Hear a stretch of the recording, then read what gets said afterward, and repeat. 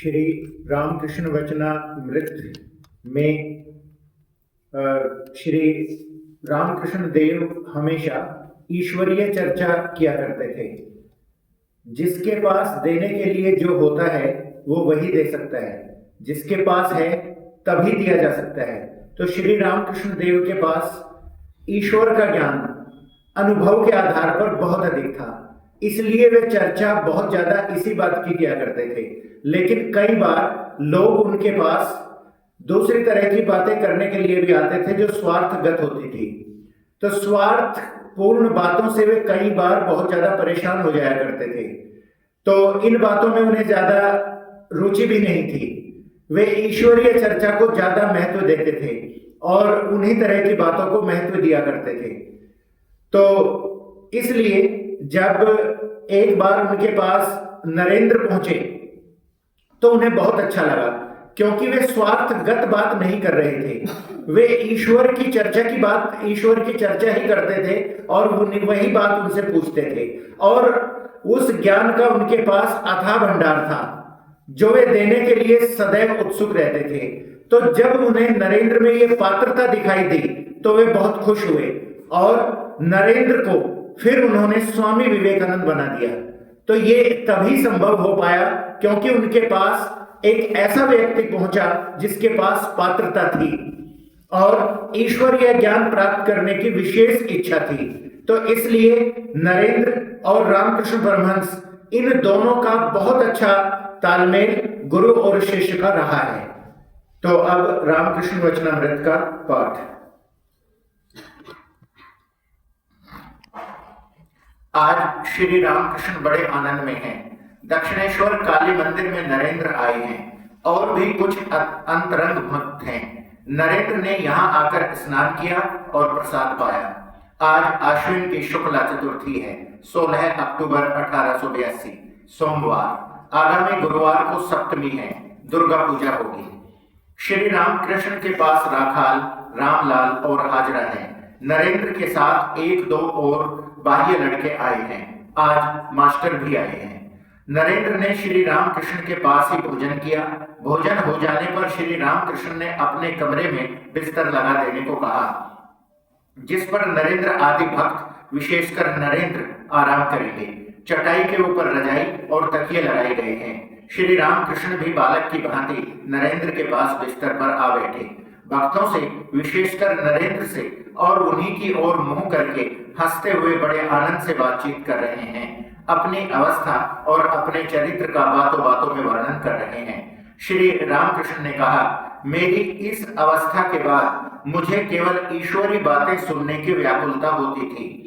भागवत, अध्यात्म, रामायण, महाभारत, कहाँ इनका पाठ हो रहा है, यही सब मैं ढूंढता फिरता था। आर्यादह के कृष्ण किशोर के पास अध्यात्म रामायण सुनने जाया करता था। कृष्ण किशोर का कैसा विश्वास है। वह वृंदावन गया था। वहां एक दिन उसे प्यास लगी। कुएं के पास जाकर उसने देखा कि एक आदमी खड़ा है।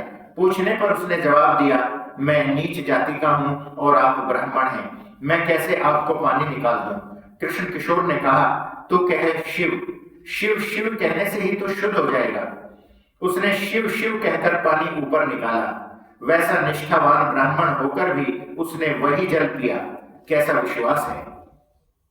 आर्यादह के घाट पर एक साधु आया था। हमने सोचा कि एक दिन देखने जाएंगे। काली मंदिर में मैंने हलधारी से कहा, कृष्ण किशोर और हम साधु दर्शन को जाएंगे, तुम चलोगे?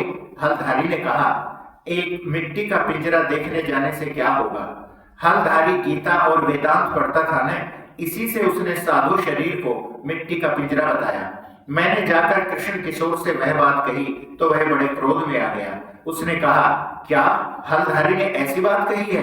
जो ईश्वर चिंतन करता है, राम चिंतन करता है और जिसने उसी उद्देश्य से सर्व त्याग किया है, क्या उसका शरीर मिट्टी का पिंजरा ठहरा? हलधारी नहीं जानता कि भक्त का शरीर चिन्मय होता है। उसे इतना क्रोध आ गया था कि काली मंदिर में फूल तोड़ने आया करता था, पर हलधारी से भेंट होने पर मुंह फेर लेता था, उससे बोलता तक न था। उसने मुझसे कहा था, तुमने जनेऊ क्यों फेंक दिया? जब मेरी यह अवस्था हुई तब आश्विन की आंधी की तरह एक भाव आकर वह सब कुछ न जाने कहां उड़ा ले गया। कुछ पता ही न चला, पहले की एक भी निशानी न रही, होश नहीं थे। जब कपड़ा ही खिसक जाता था तो जनेऊ कैसे रहे। मैंने कहा, एक बार तुम्हें भी उन्माद हो जाए तो तुम समझो। फिर हुआ भी वैसा, उसे उन्माद हो गया। तब वह केवल ओम ओम कहा करता और एक कोठरी में चुपचाप बैठा रहता था। यह समझकर कि वह पागल हो गया है, लोगों ने वैद्य बुलाया। नाटागढ़ का राम कविराज आया। कृष्ण किशोर ने उससे कहा, मेरी बीमारी तो अच्छी कर दो, पर देखो मेरे ओमकार को मत छुड़ाना। एक दिन मैंने जाकर देखा कि वह बैठा सोच रहा है। पूछा, क्या हुआ है?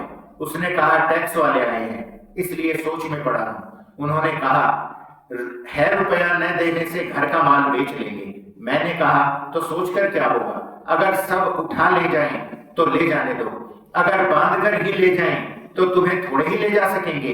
तुम तो खैर आकाश हो। नरेंद्र आदि हंसे। कृष्ण किशोर कहा करता था कि मैं आकाशवत हूं। वह आध्यात्म रामायण पढ़ता था ना, बीच बीच में उसे तुम खे हो कहकर दिल लगी करता था। सो हंसते हुए मैंने कहा, तुम खे हो, टैक्स तुम्हें तो खींचकर नहीं ले जा सकेगा। उन्माद की दशा में मैं लोगों से सच सच बातें, स्पष्ट बातें कह देता था, किसी की परवाह न करता था। अमीरों को देखकर मुझे डर नहीं लगता था। यदु मल्लिक के बाद में यतीन्द्र आया था, मैं भी वही था। मैंने उससे पूछा, कर्तव्य क्या है? क्या ईश्वर का चिंतन करना ही हमारा कर्तव्य नहीं है? यतीन्द्र ने कहा, हम संसारी आदमी हैं, हमारे लिए मुक्ति कैसी? राजा युधिष्ठिर को भी नरक दर्शन करना पड़ा था। तब मुझे बड़ा क्रोध आया। मैंने कहा, तुम भला कैसे आदमी हो? युधिष्ठिर, सिर्फ नरक दर्शन ही तुमने याद रखा है? युधिष्ठिर का सत्य वचन, क्षमा, धैर्य, विवेक, वैराग्य, ईश्वर की भक्ति, यह सब बिल्कुल याद नहीं आता।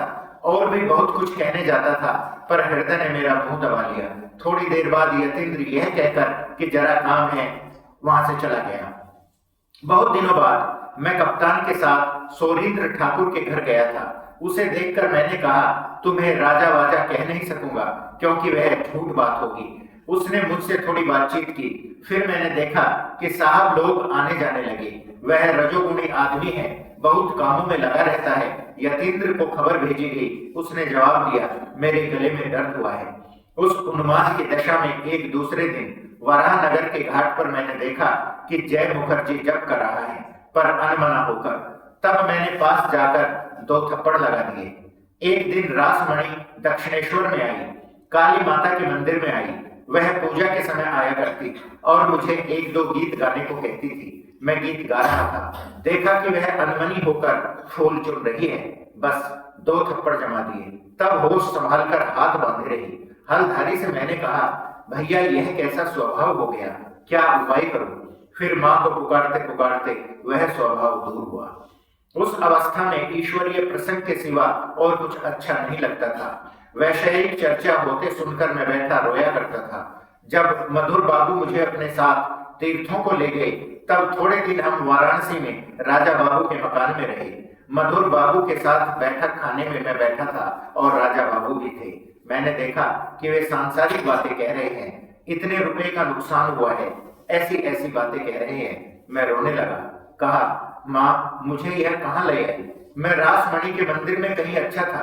तीर्थ करने को आते हुए भी वे ही कामिनी कांचन की बातें, पर वहां दक्षिणेश्वर में तो विषय चर्चा सुननी नहीं पड़ती थी। श्री रामकृष्ण ने भक्तों से, विशेषकर नरेंद्र से जरा आराम लेने के लिए कहा और आप भी छोटे तख्त पर थोड़ा आराम करने के लिए चले गए। धन्यवाद।